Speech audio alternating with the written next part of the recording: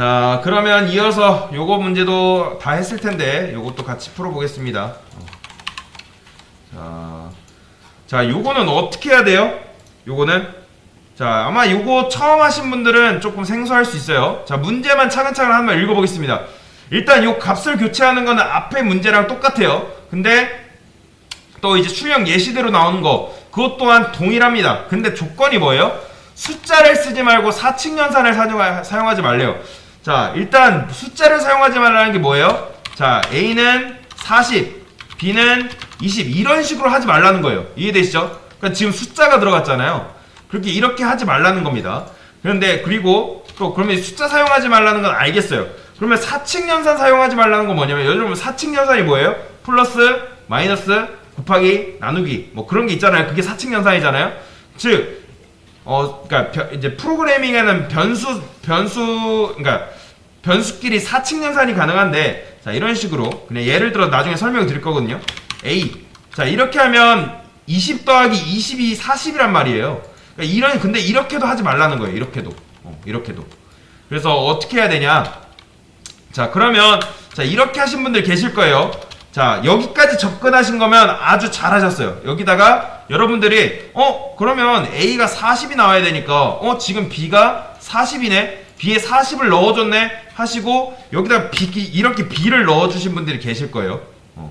그러면 이렇게까지 접근하신 거면 정말 잘하신 겁니다. 자, 그런데 자 보세요. 요거는 변수예요, 40이에요? 여러분들 요거 40입니다. 변수가 아니라 40입니다. 아까도 제가 말씀드렸습니다. 요 대입연산자 구분자 기준으로 왼쪽 좌측에 있는 거는 변수가 맞는데 그 오른쪽은 오직 값이에요. 값. 지금 우리 눈에는 그냥 사람 머릿속에는 이게 변수인데 분명히 변수라고 생각할 수 있단 말이에요. 근데 아닙니다. 무조건 값이에요. 그러니까 이렇게 돼 있는 걸 보시면 돼요. 요 40 이해되시죠? 자, 그러면 자, 이렇게 했어요.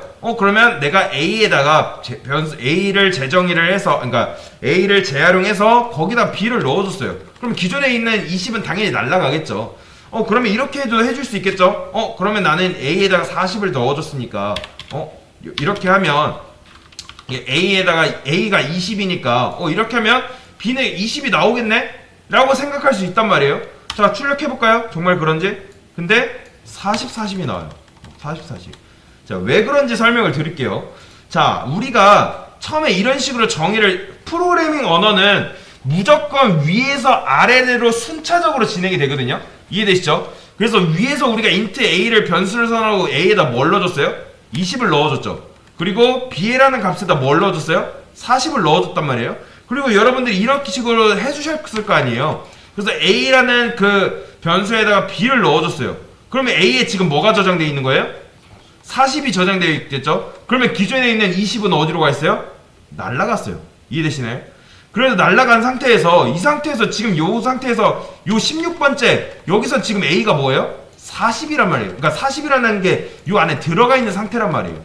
그럼 변수 b를 재활용해가지고 요 a를 하면 요거는 20이에요? 40이에요? 40이란 말이에요. 왜 그런지 아시죠? 왜요? 여러분들이 여기다가 40을 넣어줬잖아요. 요거 40을. 이해되시죠? 그렇기 때문에 아무리 이런 식으로 해봤자 계속 똑같은 40, 40이 출력될 뿐이에요. 이해되시죠? 자, 그러면 어떻게 해야 되냐? 자, 여러분들이 자 중요한 데이터나 뭐 전화번호부 뭐 그런 것들을 어떻게 해요? 기존에 백업이라는 걸 해놓잖아요. 데이터 백업 뭐 구글 드라이브나 뭐 엔클라우드나 뭐 여러가지 어쨌든 백업한 USB나 그러니까 중요한 데이터를 어떻게 해놔요? 백업 즉 저장을 해놓는단 말이에요. 그러니까 이것도 동일한 개념이라고 보시면 돼요. 자, 우리는 뭘 지금 출력하고 싶은 거예요? 요 20이라는 값을 출력을 하고 싶단 말이에요. 그러면 20이라는 값을 지금 현재 누가 갖고 있어요? A가 갖고 있죠. 변수 A. 그래서 이게 결국엔 중요한 데이터인 거예요. 그러면 그 중요한 데이터를 어떻게 해야 된다? 백업을 하는 겁니다. 그 백업이 뭐냐? 변수를 새로 하나 창출하는 거예요. 즉 공간을 새로 만드는 거예요. 뭐 필요하면 하드디스크를 하나 만들듯이. 그래서 int c라는 변수를 하나 만들도록 하겠습니다. int c. 그래서 이 공간에다가 무엇을 백업해놔요?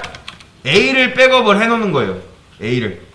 그러면 요거는 지금 20이에요? a예요?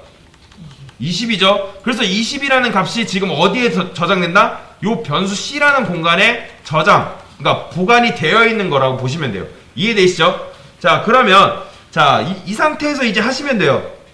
쉽습니다. 이제 자, A는 이렇게 B를 하게 되면 지금 A에는 뭐가 들어간다? 40이라는 값이 이 A라는 공간에 들어가겠죠. 이해되시죠? 그러면 여기서 어떻게 해야 된다? A가 아니라 지금 20을 갖고 있는 애가 누구예요? C잖아요. 그렇기 때문에 이렇게 해주면 됩니다. 이런 식으로. 그러면 이거는 뭐예요? 이거는 20이에요. 딴 거예요? 변수 C예요. 변수예요. 20이에요? 20이잖아요. 그쵸? 20. 그쵸? 그 20이 어디에 들어간다? 요 B라는 공간에 들어가게 되겠죠. 이해되시죠? 그러면 출력하게 되면 보이시죠? 이런 식으로 정상적으로 40과 20이 출력되는 걸 우리 눈으로 확인을 할 수 있습니다. 자, 우리가 뭐 안 했어요? 숫자 안 썼잖아요. 그리고 뭐 안 했어요? 사칙 연산 안 했잖아요. 그러니까 이런 식으로 변수 한 번을 정의를 해놓으면 이런 식으로 활용이 가능하다. 그래서 이걸 뭐라고 하냐면 변수 수합이라고 합니다. 변수 수합. 이거는 나중에 여러분들이 지금은 이렇게 간단하게 했지만 나중에 여러분들이 알고리즘 문제를 푼다던가 코딩 테스트 준비할 때 이런 문제들이 굉장히 많습니다. 변수를 수합하는 문제들이. 그래서 이게 어쩌면 기초 개념, 변수에 대해서 기초 개념이라고 보시면 됩니다. 그래서 요거를 하셨으면 아주 잘 하신 겁니다. 그래서 변수 수합에 대한 개념을 설명해 드렸습니다. 이상입니다.